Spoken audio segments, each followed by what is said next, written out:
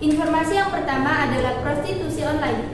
Polisi menangkap 2 orang di sebuah hotel di Jakarta. Mereka diduga melakukan praktik prostitusi.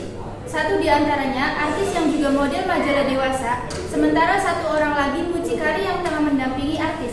Menurut polisi, keduanya praktik prostitusi dengan tarif 80 hingga 200 juta rupiah.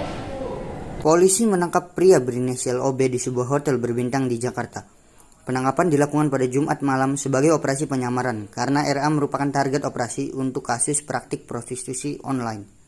Jadi berdasarkan informasi, kemudian kita buat laporan informasi. Kemudian kita langsung melakukan pemasaran terhadap yang bersangkutan. Jadi pada saat itu, tersangka harus yakin bahwa orang yang memesan ini mempunyai uang. Kalau nggak yakin, dia nggak kasih dengan sendirinya.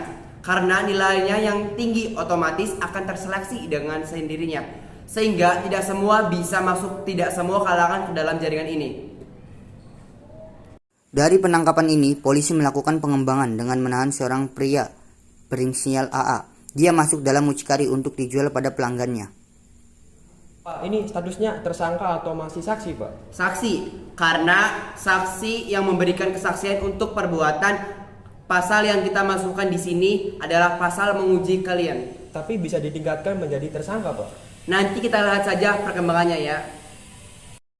Dari hasil penyidikan, sejauh ini Polres Jakarta Selatan mengungkap praktik prostitusi melibatkan perempuan dari kalangan artis dengan tarif 200 juta rupiah.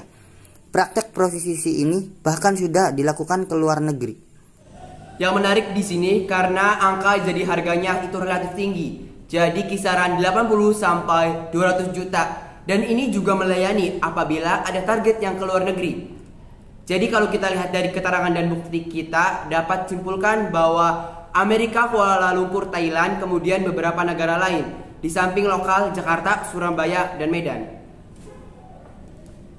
Tak hanya itu, pesa kelas atas dari kalangan artis yang sudah diperjualbelikan sang mucikari berjumlah cukup fantastis.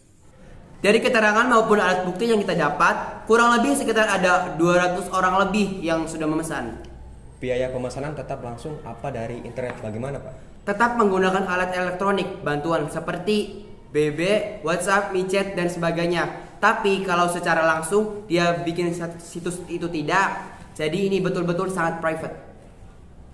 Dari keduanya, polisi akan mengembangkan penyelidikan untuk membuka kemungkinan adanya jaringan prostitusi online di Indonesia.